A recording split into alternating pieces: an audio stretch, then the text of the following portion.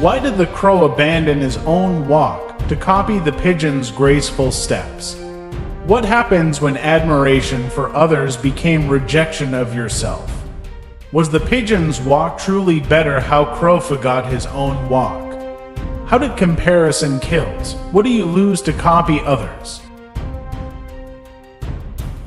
This epic story revealed the birth of a simple walk. What walk was being born?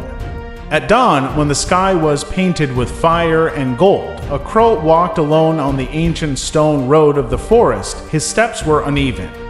Not elegant, not admired, but they were his. No matter of uneven. Why footprints? He walked with purpose, survival, and quiet strength.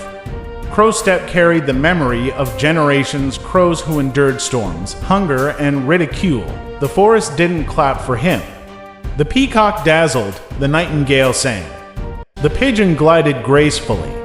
The crow simply walked, and that was enough in tie. Why crow like pigeons walk? Why crow admire the pigeons? One day, the crow reached the grand square where birds gathered. Pigeons strutted with smooth, rhythmic steps. Feathers puffed, heads bobbed, wings fluttered in perfect balance. The crowd admired them. The crow tried to cross the square. "Why do you walk like that?" mocked a sparrow. "Look at the pigeons, that is grace," said another. The crow lowered his head. For the first time, he felt shame for something that had once felt natural. Why crow feels shame?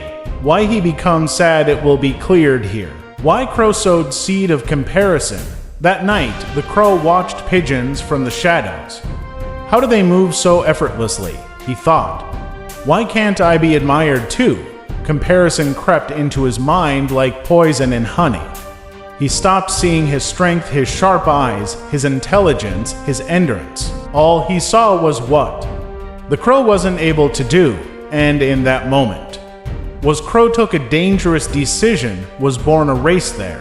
Why night become long for Crow? Why Crow was waiting for the sunrise? Amazingly, at sunrise, the crow tried to copy the pigeon's walk. Step, pause, head bob. Again, it felt awkward. His balance faltered. His legs strained in unnatural angles. But when a few birds glanced his way, the crow felt hope. "Maybe if I try harder," he whispered, "I will be long." Losing the rhythm of self, days passed, the crow practiced relentlessly. But the more he copied, the more confused he became. He no longer remembered how he used to walk. His natural rhythm faded.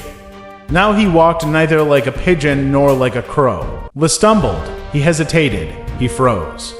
The pigeons laughed, the crows didn't recognize him.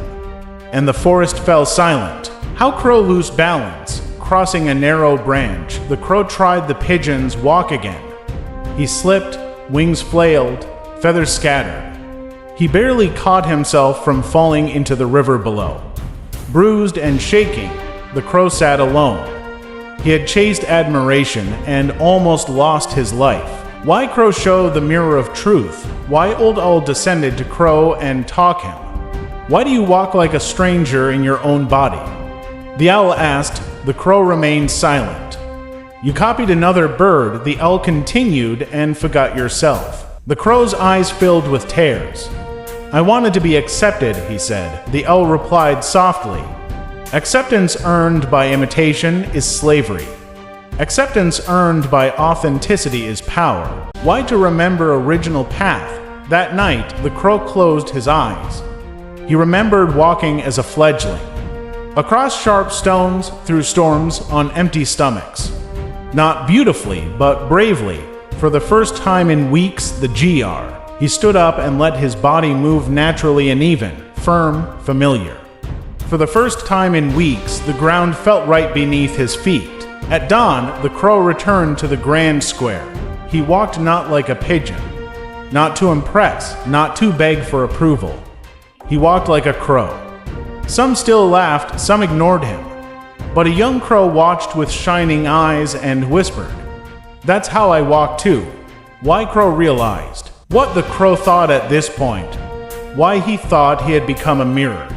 Not of perfection, not courage. What and why? Is it a question?